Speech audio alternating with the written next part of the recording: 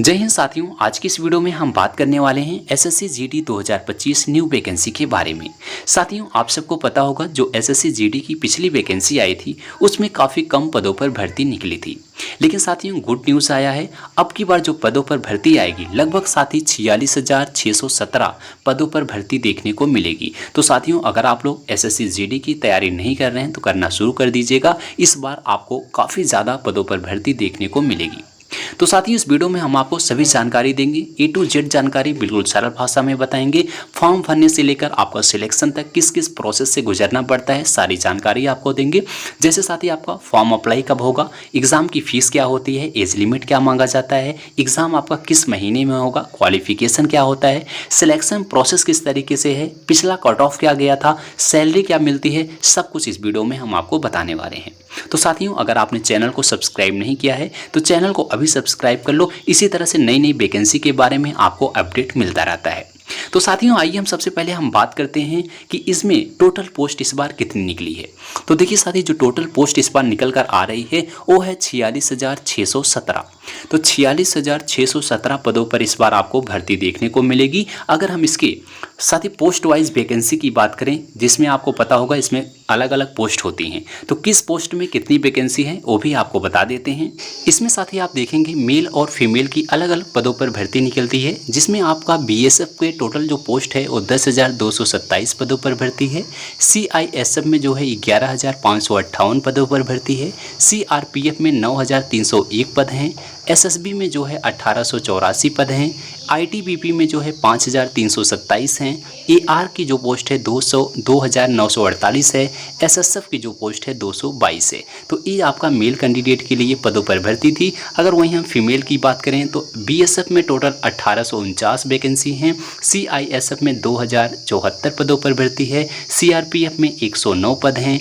SSB में आपका 42 पद है। आईटीबीपी में 960 पद हैं। एआर में 42 पद हैं और एसएसएफ में जो है आपका 74 पद हैं। तो इनमें से आप साथी जिस भी पोस्ट पर प्रेफरेंस लेते हैं, जैसे आप बीएसएफ की ज़्यादा कैंडिडेट जो है बीएसएफ की पोस्ट पर पदों पर जो है फॉर्म अप्लाई करते हैं, तो बीएसएफ का कट ऑफ थोड़ा सा ज़्यादा जाता है क्योंकि इसकी वैकेंसी भी ज़्यादा है। तो ये ज़्यादा पदों पर भर्ती है। अब आपकी जो भी पोस्ट चॉइस रहती है उसकी आपका अलग अलग कट ऑफ बनता है, इस हिसाब से आपकी पोस्ट वाइज वैकेंसी निकलती है। उसके बाद साथियों, अब हम बात करते हैं इसके एग्ज़ाम फीस की, यानी फॉर्म भरते वक्त आपकी फ़ीस कितनी लगती है। तो ध्यान दीजिएगा, जनरल ओबीसी ईडब्ल्यूएस कैंडिडेट के लिए 100 रुपये इसकी फॉर्म फीस है। उसके बाद एससी एसटी और सभी कैटेगरी फीमेल के लिए 0 रुपये होती है। यानी साथी जो फीस होती है वो सिर्फ बॉयज़ की होती है, वो भी जनरल ओबीसी ईडब्ल्यूएस के लिए 100 रुपये। बाकी सभी गर्ल्स के लिए और एससी एसटी मेल कैंडिडेट के लिए फॉर्म फीस फ्री होता है। ये था आपका फॉर्म फीस। अब हम बात करते हैं इसके फॉर्म अप्लाई की कि इसके फॉर्म अप्लाई कब होगा।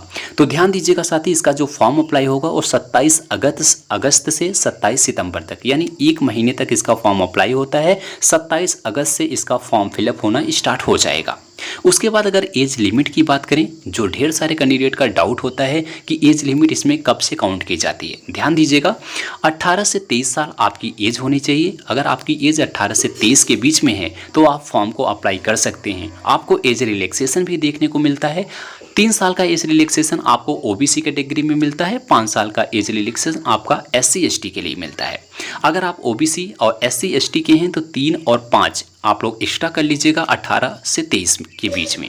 उसके बाद आपको बता दें, अगर आपकी एज लिमिट जो है, एज आपका जो है 2/8/2001 से 1/8/2006 के बीच में है, तभी आप फॉर्म को अप्लाई कर पाएंगे। यानी साथी इसमें आप लोग अपना अपना डेट ऑफ बर्थ देख लीजिएगा। अगर आपकी डेट ऑफ बर्थ 2/8/2001 के बाद है यानी और 1/8/2006 के पहले है तो आप फॉर्म को अप्लाई कर सकते हैं। इसके अलावा आपको 3 साल का छूट मिलेगा ओबीसी में, 5 साल का छूट मिलेगा आपका एससी एसटी में। तो अब आप लोग अपना एज देख लीजिएगा। अगर आपकी एज इसके बीच में है तो आप बिल्कुल फॉर्म को अप्लाई कर सकते हैं। अगर आपकी एज इसके बीच में नहीं है, ओवर हो गई है, तो आप ओबीसी में है, 3 साल का छूट मिलेगा, आप फॉर्म को भर सकते हैं। एससी एसटी हैं तो 5 साल का छूट मिलेगा फॉर्म भरने के लिए। ये आपका छूट जो है वो आपका बॉयज़ एंड गर्ल्स दोनों के लिए है। अब हम बात करते हैं इसके एग्ज़ाम डेट की। तो देखिए साथी, इसका एग्ज़ाम डेट कब होगा, जो इसकी संभावना है, पॉसिबिलिटी है इसकी जनवरी में आपका एग्ज़ाम हो जाए। अगर थोड़ा सा डिले होता है तो फरवरी में इसका एग्ज़ाम हो जाएगा। तो जनवरी और फरवरी के बीच में आपका एग्ज़ाम कंडक्ट कराया जाएगा, वो भी 2025 की जनवरी फरवरी में। उसके बाद इसका क्वालिफिकेशन की बात करें, इसका क्वालिफिकेशन क्या मांगा जाता है, सिर्फ 10th पास, आप सबको पता होगा। अगर आप सिर्फ 10th पास हैं तो आप इस नौकरी को ले सकते हैं। उसके बाद साथ ही अब हम बात करते हैं इसके सिलेक्शन प्रोसेस की। अब यहाँ से ध्यान से समझिएगा किस तरीके से आपका सिलेक्शन होता है इसमें। अगर आपने फॉर्म को भर दिया है, अब इसके बाद अपना प्रोसेस देखिएगा। सिलेक्शन प्रोसेस में सबसे पहले साथ ही आता है CBT एग्ज़ाम। आपको सबसे पहले आपका CBT एग्ज़ाम कराया जाता है। CBT एग्ज़ाम में आपके साथ ही क्वेश्चंस आते हैं, GK GS math reasoning English से क्वेश्चन आते हैं। अभी हम आपको आगे चर्चा करेंगे CBT एग्ज़ाम का सिलेबस क्या होता है। तो आप लोग सबसे पहले इसको देख लीजिएगा, आपका CBT एग्ज़ाम होगा। दूसरा आपका साथी जो होता है, इसके बाद आपका PST एंड PET यानी physical standard test and physical efficiency test को देखा जाता है। आपका फिजिकल कराने के बाद आपका तीसरा साथी आता है इसमें मेडिकल टेस्ट। उसके बाद आपका मेडिकल होता है। मेडिकल आप क्वालिफाई करते हैं तो आपकी साथी डायरेक्ट फाइनल लिस्ट आती है, उसमें आपका ज्वाइनिंग होता है। इस प्रोसेस 3 प्रोसेस से आपको साथी इसमें सिलेक्शन लेना होता है। 3 प्रोसेस को क्लियर करने के बाद आपकी जॉब मिलती है। अब हम बात करते हैं इसके साथ ही CBT एग्ज़ाम की। अब आपका डाउट होगा कि CBT एग्ज़ाम में किस सब्जेक्ट से कितने क्वेश्चन आते हैं, किस तरीके से एग्ज़ाम होता है, सारी चीज़ें बताएंगे। CBT एग्ज़ाम भी आपको बताएंगे, PST PET भी बताएंगे, सब कुछ बताएंगे। अब आइए देखिए CBT सिलेबस को देखिएगा साथी, कहाँ से क्वेश्चन पूछे जाते हैं। क्योंकि साथी जितने भी एग्ज़ाम आपका पिछला ईयर का हुआ था, हमने सभी क्वेश्चन का एनालिसिस कराया था आपने। अभी हम आपको आगे बताएंगे कि इसका कट ऑफ भी कितना जाता है। तो ध्यान दीजिएगा, सबसे पहले CBT एग्ज़ाम का सिलेबस देखिएगा, कहाँ से क्वेश्चन पूछे जाते हैं। इसमें साथ ही सबसे पहले आपका GK GS से आपके 20 क्वेश्चन पूछे जाते हैं, मैथ से आपके 20 क्वेश्चन पूछे जाते हैं, रीजनिंग से आपके 20 क्वेश्चन आते हैं, इंग्लिश और हिंदी से आपके 20 क्वेश्चन आते हैं। यानी साथी आपके 4 सब्जेक्ट से क्वेश्चन पूछा जाता है। इंग्लिश और हिंदी में आपका साथी एक आपको सब्जेक्ट चूज करना होता है। इंग्लिश या हिंदी में से आप जो सब फॉर्म भरते वक्त जो चूज करेंगे आपको उसका एग्ज़ाम देना होता है। तो इंग्लिश का अगर आप करेंगे तो इंग्लिश का क्वेश्चन आएगा, हिंदी करेंगे तो हिंदी का क्वेश्चन आएगा। तो टोटल मिलाकर के आपको साथी 80 क्वेश्चन इसमें पूछे जाते हैं। आपका मार्क्स की बात करें, इसमें गलत है, 160 मार्क्स का इसमें एग्ज़ाम होता है। यानी साथी एक क्वेश्चन आपका जो होता है वो 2 नंबर का होता है। आपका 80 क्वेश्चन में 160 नंबर का आपका टोटल एग्ज़ाम होता है। उसके बाद अगर हम टाइम ड्यूरेशन की बात करें, 60 मिनट में आपको करना होता है, सभी क्वेश्चन को अटेम्प्ट करना होता है। जैसे आपको 60 मिनट में टोटल 80 क्वेश्चन को अटेम्प्ट करना होगा। तो आपके एक सब्जेक्ट से 20-20 क्वेश्चन आते हैं। हमने आपको यहाँ क्लियर कर दिया। GK GS से भी 20 question, math, reasoning, English, Hindi सबसे 20-20 क्वेश्चन आएंगे।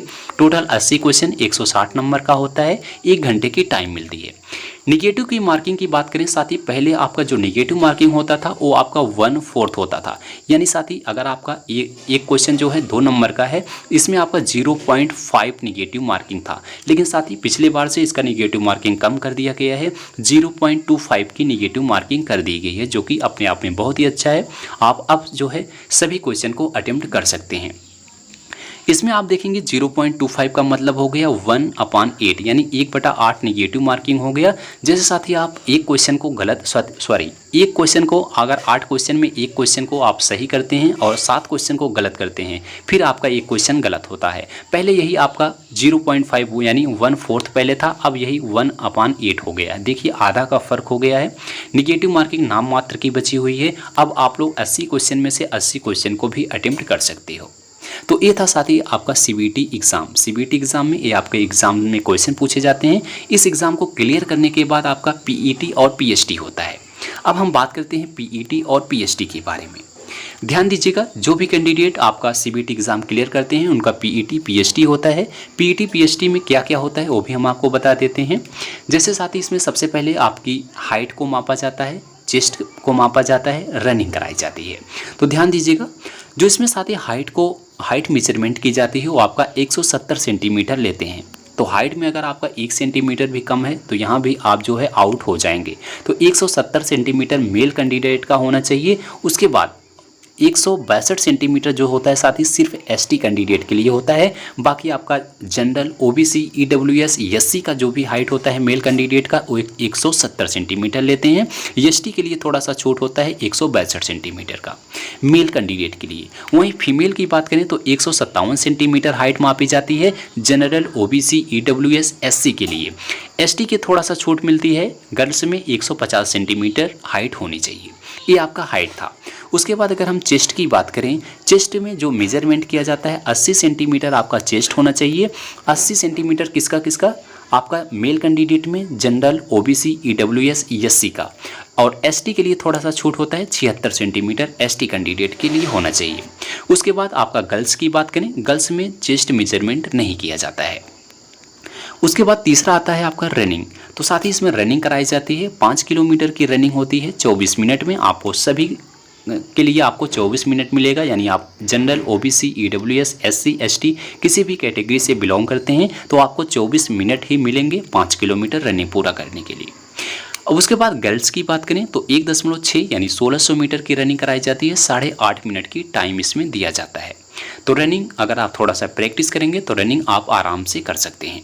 तो इस आपको पीएचडी और पीएटी में आपको 3 चीज़ें होती हैं, हमने आपको बता दी, हाइट, चेस्ट और रनिंग। इसको क्लियर करने के बाद साथ ही आपका जो है तुरंत मेडिकल होता है। इसके बाद अगर हम बात करें साथ ही पोस्ट डिटेल्स की, इसमें कौन कौन सी पोस्ट होती है हमने आपको पहले भी बता दिया किस पोस्ट में कौन कौन सी कितनी वैकेंसी है। देख लीजिएगा, जैसे आपका बीएसएफ होता है, सीआईएसएफ है, सीआरपीएफ है, एसएसबी है, आईटीबीपी, एआर और एसएसएफ है। इन सब पदों पर साथ ही भर्ती निकलती है। उसके बाद आइए अब हम बात करते हैं प्रीवियस ईयर कट ऑफ की, क्योंकि साथ ही आपको एग्ज़ाम देने से पहले प्रीवियस ईयर कट ऑफ को देखना होगा कि प्रीवियस ईयर इसकी कट ऑफ कितनी गई थी। आप सबको पता होगा इसकी कट ऑफ थोड़ा सा हाई जाती है। जो प्रीवियस ईयर की कट ऑफ थी, साथ ही यूआर की अगर हम बात करें, यूआर में इसकी कट ऑफ 139.32 यानी 139 के लगभग इसकी कट ऑफ गई थी यूआर कैटेगरी की। उसके बाद ओबीसी की बात करें तो 137.64 थी, यानी 137 ओबीसी की गई थी। ईडब्ल्यूएस की 136.75 थी। एससी की 127.33 था। एसटी का 123.04 था आउट ऑफ 160 में। तो साथ ही देख सकते हैं कितना तगड़ा इसमें कंपटीशन है। 160 में जनरल की जो कट ऑफ गई थी 139 गई थी, 160 में 137 गया था ओबीसी का, 160 में ईडब्ल्यूएस का 136, एससी का 127, एसटी का 123 गया था, जो साथ ही हाईएस्ट कट ऑफ थी। आपको बता दें इसमें साथ ही हर एक पोस्ट की, जितने हमने आपको आगे पोस्ट बताया है, हर एक पोस्ट की आपकी अलग अलग कट ऑफ बनती है। उसके बाद भी जितने स्टेट होते हैं सभी स्टेट की कट ऑफ अलग रखती है। उसके बाद आपकी जो है कैटेगरी वाइज भी कट ऑफ, यानी साथ ही इसमें अलग अलग कट ऑफ बनती है। आपका एक स्टेट वाइज कट ऑफ बनता है, पोस्ट वाइज भी कट ऑफ लगती है, उसके बाद आपका कैटेगरी भी कट ऑफ लगती है। तो कुल मिलाकर के हमने जो भी कट ऑफ बताया है आपका हाईएस्ट कट ऑफ बताया है, पिछली बार की जो हाईएस्ट कट ऑफ गई थी उसको बताया है। तो ये नहीं है साथी कि आपको यूआर है तो आपको 139 ही लाना पड़ेगा। कहीं कहीं किसी स्टेट से कम आपकी कट ऑफ जाएगी, 120 पर भी सिलेक्शन हो जाता है। किसी स्टेट की ऐसी होती है आप 130 135 लाएंगे, वहाँ पर भी सिलेक्शन नहीं होता है। ये आपका डिपेंड करेगा आपका स्टेट कौन सा है, आप किस कैटेगरी से हैं और आपकी पोस्ट प्रेफरेंस क्या है, तो इस हिसाब से आपकी साथ ही कट ऑफ लगती है। तो आप लोग कट ऑफ को आई होप जान लिए होंगे कितनी कट ऑफ गई थी। अब इसके बाद हम बात करते हैं इसके मेन मुद्दे की। अगर आपका इसमें सिलेक्शन होता है कि आपकी सैलरी कितनी लगती है, तो ध्यान दीजिएगा साथी, इसकी जो सैलरी लगती है बेसिक सैलरी आपकी 21,000 से शुरू होती है। 21,000 से 69,100 रुपये तक इसकी सैलरी जाती है। तो आपकी इसमें पोस्ट वाइज जो जिस पोस्ट पे आपका सिलेक्शन होता है उस पोस्ट की आपको अलग अलग सैलरी भी देखने को मिलती है। हाई जो पोस्ट होती है, अच्छी पोस्ट होती है, उसकी सैलरी साथ ही आपको लगभग 40,000 भी मिल सकता है। लेकिन जो मिड आपकी सैलरी होती है 21 से 69 के बीच में आपको सैलरी देखने को मिलती है। तो बेसिक सैलरी 21,000 से स्टार्ट होती है, 69 मैक्सिमम इसकी सैलरी होती है। आई होप साथी आपको जानकारी पसंद आई होंगी। हमने आपको सभी चीज़ें बताया, आपको फॉर्म भरने से लेकर सिलेक्शन तक आपको सभी चीज़ें बता दिया है। वीडियो साथी आपको अच्छा लगा हो तो एक बार इस वीडियो को लाइक ज़रूर करना, और इससे रिलेटेड आपका कुछ डाउट बनता है तो कमेंट बॉक्स में अपना डाउट ज़रूर पूछेगा। हम आपके डाउट को क्लियर करने का साथी प्रयास ज़रूर करेंगे। अगर आप इसी तरह से हर एक वैकेंसी की अपडेट लेना चाहते हैं तो साथी चैनल को अभी सब्सक्राइब कीजिएगा। मिलते हैं अगली वीडियो में, तब तक के लिए जय हिंद, जय भारत।